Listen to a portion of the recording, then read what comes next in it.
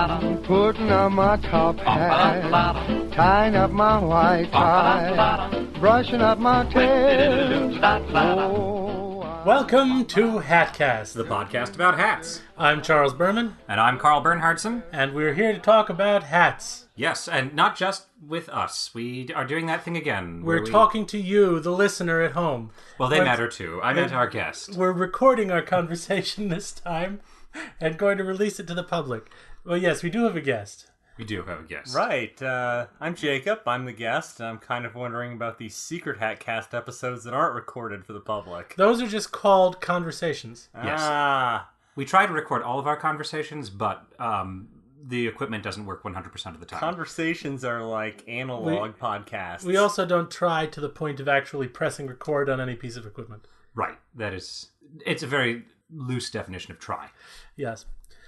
So this week we're talking about hats, and Well, yeah. Oh, so that we are talking about hats, and we're talking about a specific hat, right? Our friend Jacob has arrived today with a hat which required identification. that's right. But before we get to that, Correspondence. that's right. Yeah, Right. we can't forget to answer on the air. Right. We need to the first, people that write to us. before we talk about hats, we have to talk about the people who have talked to us about hats. Right. We have to. It's a circular sort of thing on the program. So we have mail this week from our friend Sarah, who I think is responding to our visor episode. Oh, wonderful. Yes, the green eye shade. Yes. The green-eyed monster of hats. It is jealous because it is not, in fact, a hat. She said, I was thinking a welder's mask would be a great eye shade for the modern office, but possibly too bulky. Maybe this? Now, she's referring to our conversation about how the eye shade is perhaps no longer useful in today's office where we have to look at computer screens. And she has sent us a listing for where you can buy what's called a Pyramex dark green tinted polyethylene attached to some kind of plastic helmet. Yeah, so I think this is more of a hat than the green visor is, really. And It would shield your eyes from a computer screen, that is for sure. and it costs all of $4.85. Should we get one? I think maybe we should. So if you're wearing this at work, you won't have to work very long at work to recoup the cost of this dark green tinted polyethylene face shield. Yes.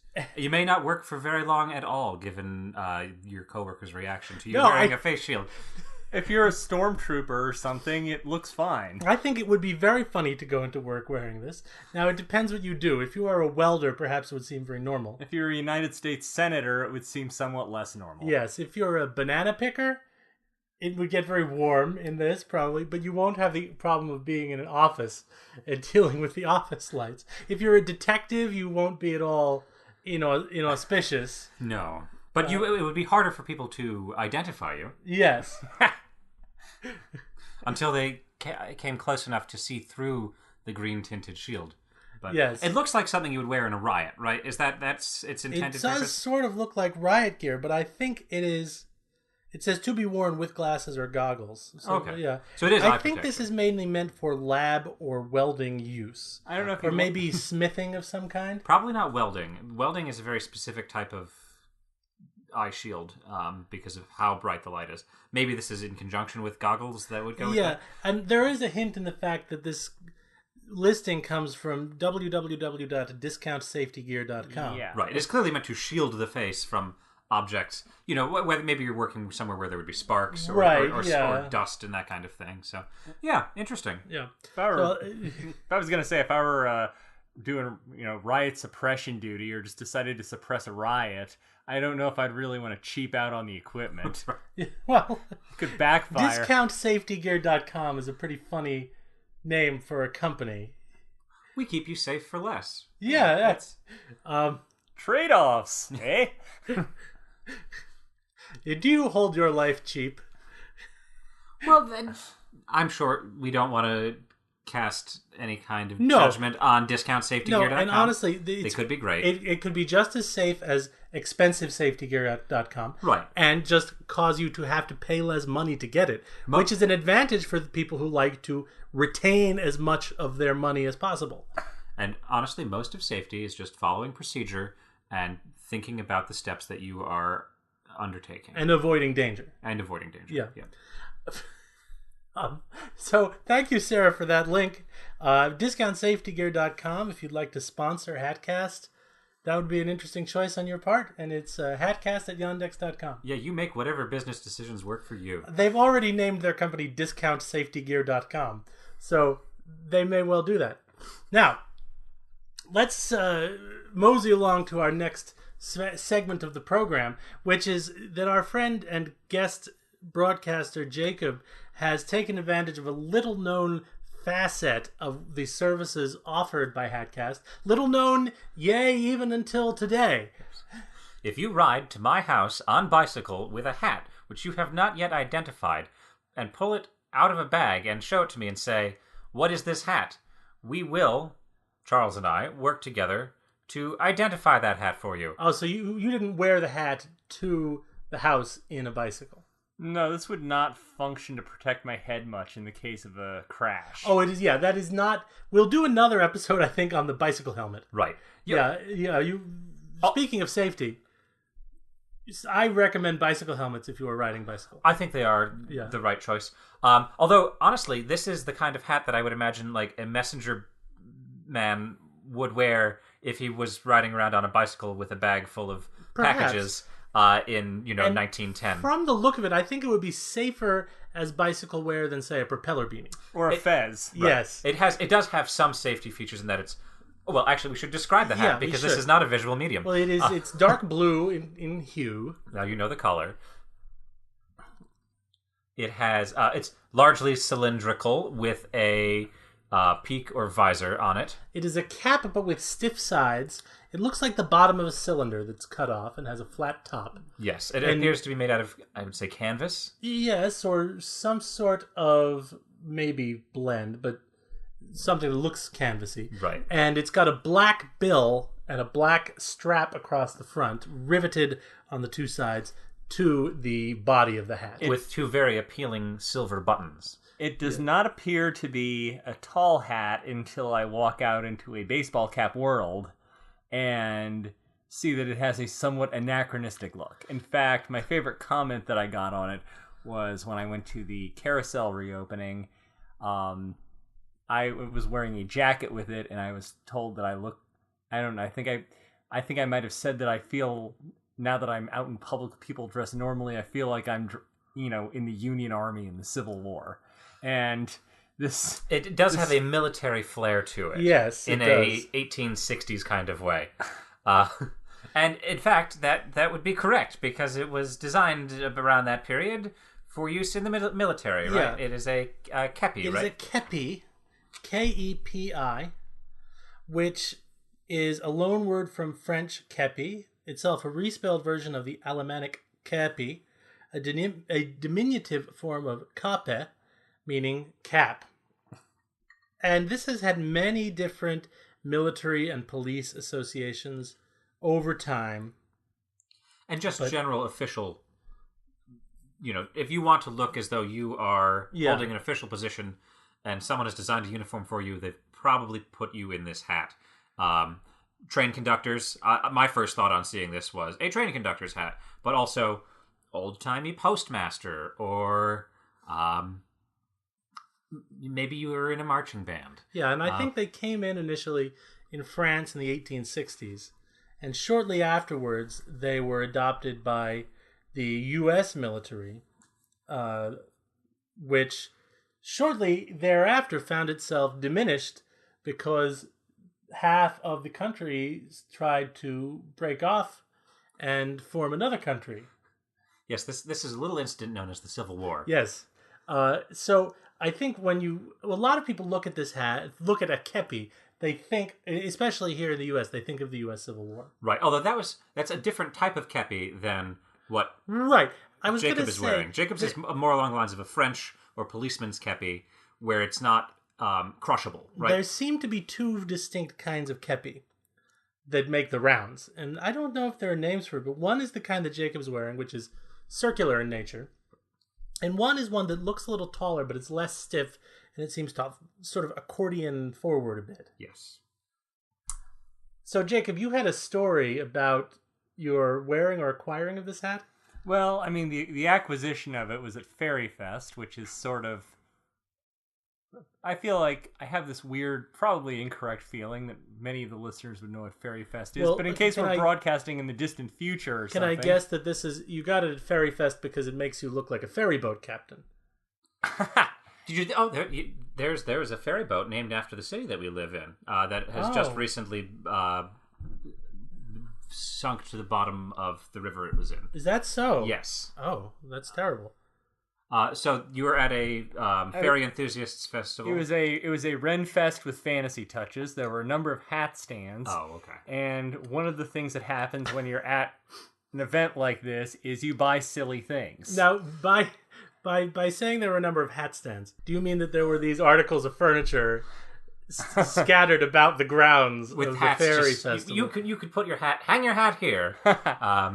Or do you mean there were stalls where people vended hats? Oh, there were stalls where people vended their expensive hand-made hats. This was the most moderate and normal-looking hat I could have got. That is probably a machine-made hat. Yes. That's why it was only $25. The second cheapest hat was a $45 fez. Huh. After that, you end up with very increasingly silly steampunk hats, some of which have antlers and watches and magnifying glasses and all that. And some of them cost hundreds of dollars. My goodness. My father spent almost $100 on a leather bowler type steampunk hat with a magnifying glass and a pencil thing in it. And I only wore that out in public once. And that was when I was hosting a trivia at someone's house. It was like, the motive there would be, hey, I'm wearing a silly hat. Pay attention to me. Right. Which is really a good use for a hat like this because, frankly, when I bought it, the motive was partly that I almost never wear hats. So I wanted to surprise most of my friends at least once by being like, hey, it's Jacob who doesn't normally wear a hat, and he's wearing a crazy hat. That is a good occasional use for a hat if you're a non-hat wearer. If you can really throw people by wearing a hat. More ridiculous the better if you're going for this. And speaking of trying to throw people by wearing a ridiculous hat, you were telling us a story before that you had read in a book about a serial murderer. That is a bit of an addendum to our golf cap episode. Yes. Yes, well... just to paraphrase the story, there was this guy, Paul Mueller, who would basically ride trains. He'd hop off a train, kill everyone in a house, and hop a train to get out of town. Now, killed over 100 people probably, but after his first killing, he evaded the law partly by... He was a very short, squat man with small, badly placed, deformed teeth. And he dressed really badly, but he put on a snazzy golf cap to distract people, because then when he would take it off, he would be anonymous. So on his whole escape thing, he was wearing this. And an observer who bought the tickets, who was described as, observant and fashion conscious, said, well, it's typically just college students that wear this hat. Normally, the laboring man doesn't go for that kind of thing, or something like that. So it didn't successfully disguise him by removing the hat. It was just, here's a strange man in a strange hat. I remember both of these things. He's got my attention. Yeah. And a strange hat is a good way to look different than you normally do, but I think it bears repeating. Not enough to evade the law or detection if you have committed a crime. And that's a public service announcement, too. That you shouldn't do that if you're a criminal, and you just shouldn't do crimes in general wearing hats. Yeah. There is the saying that a person who performs many functions wears many hats. That is true. He wears a lot of hats. But also a jack of all trades is master of none. Yes. So choose your hat carefully, metaphorically. Yes. But, the thing about this, also about wearing this hat is, once it served its function of everyone having me be in it once, then when I'm around strangers, it's like, I'm getting a lot of attention now because I'm wearing a crazy hat. Although, as far as different hats go, this hat is not so strange. It's recognizable as a form of headgear. I'm kind of disappointed in myself because it shows that I don't really have the guts to pull off like a top hat or a tricorn. Like, I even found myself chickening out at the fez. Yeah, you know what though? This is I think that you've struck on a very happy medium here. Yes. You have a hat that is noticeably different, but not so strange as me to say, Jacob is a very strange person for wearing this hat. I would just say, oh, this person has slightly different tastes. Yeah. But is not potentially going to bother me and talk about hats. Which is a good happy medium to be in, really. Yeah. Mm-hmm. Yeah. And it doesn't have like any weird context like the fedora has with some groups of people now and that kind of thing. Mm-hmm. So no, I actually, many people may see you in that and think that you have some professional reason for wearing it, and that you work for a slightly outdated messenger company or are a train conductor. Or I'm a French general from the past. You've said that train conductor is the most common association people have when you wear that hat? Oh, yes. And I thought that too, but there is another kind of hat, which I guess we'll discuss in the future, which is called the train conductor hat, which is another cap, but it's sort of almost seersucker. Oh, that's the train. Is not this. That's train engineer's cap. Oh, I see. Yes, that's the cap that the engineer and fireman would wear, which was much closer to like a baseball cap, but very tall. And that was meant to protect you from the sun and soak up sweat, and was definitely meant for someone who is working next to a gigantic box of fire. Yes. Instead of somebody who needs to walk around and say, please give me money and prove that you belong here, which is what the train conductor does. Well, there is an image of an Amtrak conductor wearing a very similar hat that we're looking at now to Jacob's. It just has a badge on the front of it. And he seems to have been caught unawares in a candid moment adjusting his watch. Oh, it is a nice photo. And it is, other than the badge, I'd say Jacob's hat is identical. So do we have a little background on this hat? Do we know, other than, we know the origin of the name, that it's a diminutive form of cap. When did people start wearing them? Probably, it looks like around the 1850s in the French army as sort of a replacement for their previous style of caps. And after that, it just sort of has a long history, including the U.S. Civil War, of being occasionally revived as a part of the uniform of some or other army or police or military group. Right. And I think they're just adopted by train conductors because they look uniform-like. There's image of de Gaulle wearing one in the 40s. With an awful lot of embroidery on it. Yes. Here there's one of a constable in India wearing a very high red one. And there are examples from all sorts of different countries that use it in some sort of military context. It's associated, I think, in the U.S., especially the shape of Jacob's, apart from train conductors, with, I think, the French Foreign Legion. Yes. Which wear white ones. But I think they have still sort of a grip on U.S. popular imagination. Mm-hmm. That was Beauguest, which I'm sure I'm mispronouncing, the French Foreign Legion novel from like the Victorian era. Was that where that grasped the U.S. imagination? I think it was. I always thought of it as Beauguest. That's actually correct. And their Beauguest, I think, was a popular film as well. Yeah, it's an adventure novel by P.C. Wren, and it's about three brothers who enlist separately in the French Foreign Legion. Oh, it was published way later than I thought. There was an earlier novel that I'm forgetting about the French Foreign Legion that was in the Encyclopedia Fantastic Victoriana. Mm-hmm. Well, there have been many, and I think it was filmed, this novel, and Beauguest, the film, inspired the Laurel and Hardy four-reeler Beau Hunks. There's continuity in this thing here, because Laurel and Hardy came up a lot in the they're one of these episodes. They're celebrities of the hat world. So the title of Bohunks, of course, was a reference to the U.S. slang term bohunk. And what did that mean? It's a derogatory slang for a lower class. It's derogatory slang for a lower class immigrant from Central or Eastern Europe, attested from 1899. Probably a corruption of bohemian. Oh, okay. So Bohunks, the film, sounds like that, but it's spelled B-E-A-U, new word, H-U-N-K-S. It is a pun on Bohunks and Bojest. And Which, as a child watching this film, I have to admit, I did not understand. No, you... It's completely lost on you. Yeah, I just thought, well, that's... Sometimes Laurel and Hardy movies have silly titles. Mm-hmm. But that was a pretty good one. And that was part of the Laurel and Hardy series of short films that were usually 2 reels long, or 20 minutes.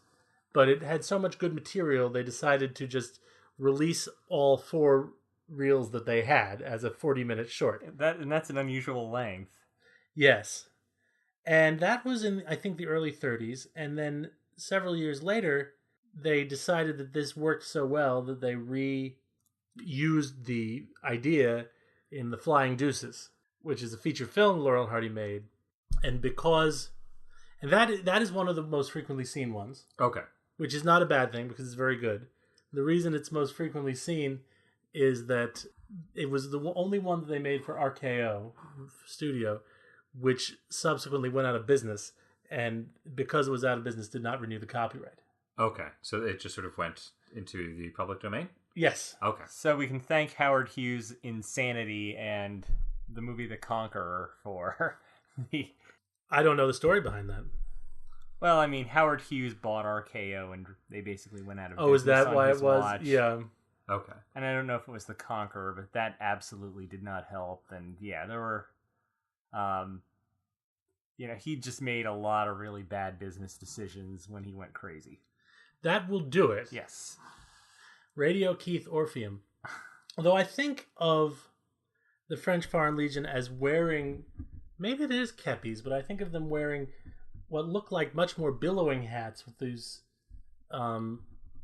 pieces of cloth behind the back of them. Oh, well, were they? I sort of imagine those as being like white kepis with white cloth behind to protect the neck from sunburn. Yeah, I imagine they are. Yeah. So it's just a regional adaptation. It does seem that you have a point that this hat is a consistently associated with military and authority. So yes, and I think that's why they give them to train conductors, to sort of give them a cachet of authority, scare hobos away. I don't know if it'll really do that. I mean, I don't know if a hobo would think through the process of, that man is wearing a hat that looks like he's in the French Foreign Legion and is associated with military authority the world over. I better leave. I think the thought process would be more along the lines of, that's the conductor, I better scram. It's the a title railroad of another dick. Laurel and Let's Hardy movie. Amscray. You would, while scramming, make reference to another Laurel and Hardy film. Oh, did I make... Yeah, Scram. Scram is... Oh, look at that. So here's Laurel and Hardy in Bohunks, and they seem to be standing next to a superior officer who's wearing a much more traditional kepi. And theirs seem to be kepi-like, but with a cloth in the back to protect the back of the neck from sunburn. Mm-hmm. And probably the officer would have more of an opportunity to recline in a tent. Right, he's going to do more of the paperwork. Laurel and Hardy were probably seldom trusted with paperwork in their shorts. Offers few opportunities for slapstick. But there's a lot of sort of standing around and then getting into trouble, right? That's sort of the... Yes, that is often it. So you get a lot of people saying, look at that train conductor hat that you're wearing. Right, and if I manage to stay awake long enough to go to the Baby Gramp show tonight, I will probably, and just stay in town, I will probably get a few more train conductor comments. Now, Baby Gramps, we should explain to the audience, is a musical performer. Right, and he performs a lot of old-timey stuff, so people might think that I'm just leaning into this too hard. That's true. Yeah. This may really be the perfect place to wear that. Yeah, if you're at an old-timey music performance wearing a kind of old-timey hat. Yeah. People might think I'm trying too hard to be cool. I think the whole notion of cool implies people try too hard to get to it. This doesn't. Right. You didn't mean to be cool. You just ended up being cool, which is the coolest thing of all. Yes. I mean, you got it at a fairy festival, which is decidedly uncool. Yes. And now you're wearing it, and suddenly it's become cool just because you've worn it in the right place and at the right time. So I still don't quite follow what it has to do with fairies. Do fairies drive trains or enforce colonialism? That would be. I'm trying to think. That would make for some horrible. There's some fiction right there, right? Fan fiction about something. But yeah, this hat just kind of showed up as a machine-made, relatively normal hat amongst a whole bunch of hats that you'd have to really strain to find a pretext to wear in public. Right. And there weren't, it was basically fantasy stuff. Lots of people dressed up in Game of Thrones outfits. Lots of people, dressed up as queens and elves and things. Right. Any train conductors? I don't think they really had any train conductors. I mean, I didn't even consider wearing a costume. Oh. The hat was a major gesture for me. Right. Imagine going dressed as Mr. Conductor from Shining Time Station. That would probably be the best way to associate trains with fairies. With right? magic, right? Yeah, he's like a leprechaun of some sort. I thought about if I end up biking there one year, just bring a costume for my bike and dress the bike up like some sort of animal. Oh, that'd be fun. Could dress as Schemer. Well, he was just some guy with a lot of nickels. Yes. I really think that if he were really that into making a lot of unscrupulous money, then he should have seen more of the big picture and stop being so concerned with literal small change. He is to con men what Swiper from Dora the Explorer is to larceny. Yes. I mean, like the lowest level of the pyramid. He has a whole machine for holding nickels or maybe dimes and quarters too, that he is constantly working on. But how much money could that machine hold at once? Probably a maximum of $20. And it would be very heavy if it had $20 of nickels in it. Yes. It would be hard to escape quickly. He wore a nickel belt that dispensed nickels, right? So he could always make change in nickels. Yes. Yeah. Which isn't really a scheme, it's just eccentric. Yeah. He was fine, right? I mean, it's a workout routine because nickels get very heavy if you have any kind of money. His pants would be falling down. It'd be like wearing an iron belt. Imagine. See, this is how you take wearing this hat to the extreme. You just start paying people only in rolls of nickels, and you just have some sort of satchel filled with nickels. This is getting a bit bizarre. Let's review the Kepi. For style and practicality. I think our lesson from this is if you want to actually scheme to make lots of money, the way to do it is not hang around all day in a train station and collect nickels. No, it's all the money's in beachcombing with a metal detector. All right, well, yes, let's rate the Kepi, shall we? So yes, let's start with style. It is pretty stylish, in my opinion. I think I'll actually give it a high rating on style. Yeah, I'm gonna give it a 7.5 on style. Yeah, I think I'll give it a 7. It's, it is tall but not too tall. It can be stiff. It can be crushable. Yeah. It has a visor, so it keeps the sun out of your eyes. Laurel and Hardy looked good in them. Yep. It would fashion plates. Yeah. What about you, Jacob? I actually think it's pretty. I don't have a practical reason to wear hats pretty much ever, so its style outweighs everything entirely else. Style, yeah. Yeah, this is all. I like its anachronistic but not utterly impractical looks. Mm-hmm. I'm willing to give it an 8 with the caveat that I'm sort of eccentric. All right, and what about practicality? I think it's quite practical. Yeah. Like I said, it has the bill. It's either tall, which would allow some amount of circulation above the top of your head, Yeah. so you wouldn't get too hot wearing it.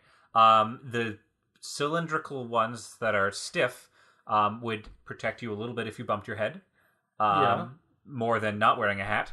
And the ones that are kind of floppy have all the advantages of a hat that you can just throw in a bag, or I don't know. Although this does not crush down at This all. one doesn't crush, yeah. Yeah. So what would you give it? For practicality, I think I'm going to give it a 7. Yeah, all right. I'm going to go a little lower and give it a 6. Okay. And I'm just going with a 7 just because it is what it is and it doesn't crush down. All right, so overall, no, that's not right. Isn't there a third? Is there a third thing, or am I just making? No, that up? we just rate on style and practicality. Okay, I don't know why I forgot that. So that we can get an arbitrary... Oh, there's the final number. Overall, yes. it gets a 7.083 repeating. Oh. Which I think equals the lead for the number of digits we've ever had in a rating. It's the most irrational of numbers that has been produced. So that's not bad for the Kepi, really. No, Thank you for bringing in the mystery hat. Yeah. And everyone out there, if you're listening, if you'd like to present us with a mystery hat, you can either do that in person by showing up to when we record, which I'll tell you, if you're not already friends with us... Not advisable, right? Well, I'm just going to say it's Call difficult. ahead. It's difficult because we're not announcing where we're recording in the program. No. You're just going to have to break into house after house until you find one that has a Hatcast podcast And honestly, going on. I think if you try doing that, you will probably be put in jail. Statistically likely you'll be put in jail before you get to a house where we're recording Hatcast. You will have a lot of misadventures, most of them bad. Just email us. Yes. And where can they email us? On a computer. And at what email address? Hatcast@yandex.com. HATCAST at yandex.com.